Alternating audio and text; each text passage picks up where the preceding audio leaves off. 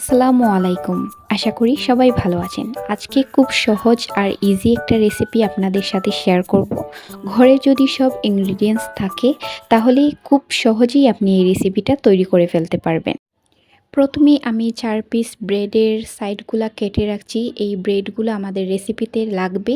তো একটু পরেই দেখতে পারবেন এগুলো আমাদের কী কাজে লাগে।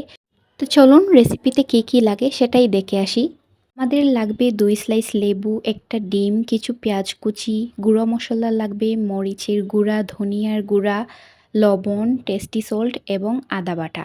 আর লাগবে লাইট সয়া সস আর টমেটো সস। সব ইনগ্রিডিয়েন্টসগুলো দেখিয়ে দিলাম।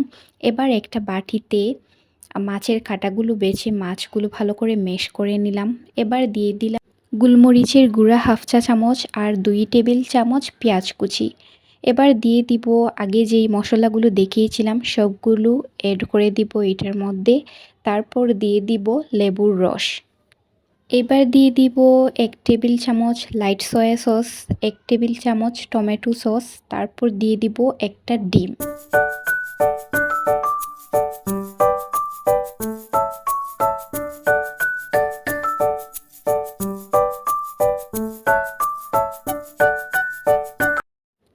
এবার একটা বাটিতে পরিমাণ মতো কিছুটা পানি নিয়ে নিব।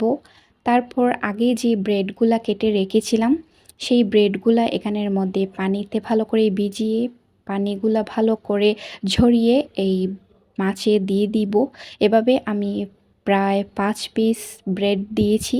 আপনাদের আরও কম বেশি লাগতে পারে, তবে হ্যাঁ পানিগুলা কিন্তু ভালোভাবে ঝরাতে হবে, না হলে কিন্তু ব্যাটারটা নরম হয়ে যাবে। এবার সব কিছু একসাথে মিক্স করে নিব ভালোভাবে।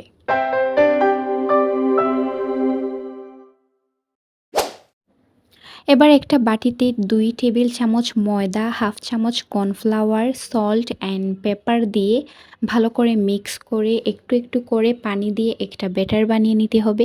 এটা বেশি ঘনও হবে না আবার বেশি পাতলাও হবে না। এটা দেখতে ঠিক এরকম হবে। আমি যেরকমটা বানিয়েছি, বেশি ঘনও না আবার বেশি পাতলাও না। তো এবার এটা আমাদের বানানো শেষ। এবার আমরা ফিশ ফিঙ্গারগুলার শেপ দিব। তো হাতে কিছুটা তেল লাগিয়ে নিয়েছি, না হলে হাতে লেগে যেতে পারে। তারপর এটা আমি আমার শেপ মতো দিয়ে নিচ্ছি। এটা যেহেতু ফিশ ফিঙ্গার সেহেতু এটার সাইজেই দিতে হবে লম্বালম্বিভাবে। তো আমি একটু বড় বড় করে দিয়েছি, আপনারা চাইলে আরেকটু ছোটো করে নিতে পারেন।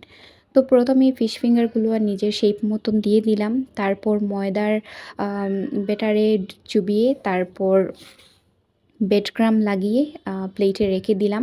এরকম আপনারা ফ্রোজেন করেও নিতে পারেন, আবার ইনস্ট্যান্ট বানিয়েও রাখতে পারেন।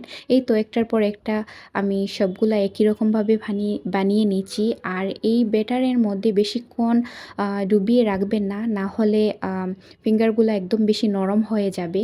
তো আমি একটা একটা করে সবগুলা বানিয়ে নিয়েছি আর অনেক বেশি সুন্দর হয়েছে। এবার তেলে ফ্রাই করে নেওয়ার পালা।